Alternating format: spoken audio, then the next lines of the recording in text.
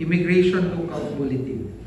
Considering the ongoing investigation into the deaths of the two Ateneo de Manila University student athletes and the seriousness of the allegations being examined by our law enforcement agencies, I have signed today an ILBO, an Immigration Lookout Bulletin, against the following individuals who have thus far been identified in the investigation. First, Mr. Thomas Anthony Baldwin, or Tab, the nickname, former head coach of the Ateneo men's basketball team. Mr. Christopher Kimpo, the former team manager.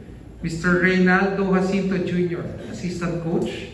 Mr. Dean Castaño, assistant coach. And Mr. Sandro Soriano, also an assistant coach.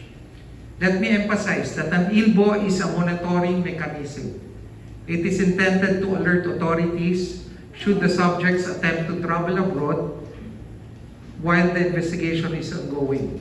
It is not by itself a restriction on travel nor a finding of liability. The investigation remains ongoing, and the department stands ready to undertake its mandate once a complaint is formally filed. We ask the public to allow our law enforcement agencies to do their work and to refrain from speculation while the evidence is being gathered and assessed. Investigation into the shooting incident in the Senate. With respect to the shooting incident that occurred within the Senate premises, the department has already constituted a special panel of prosecutors to conduct an independent and thorough investigation. The panel has been directed to examine all available evidence, including forensic findings, documentary records, CCTV footage, witness statements, and other relevant materials.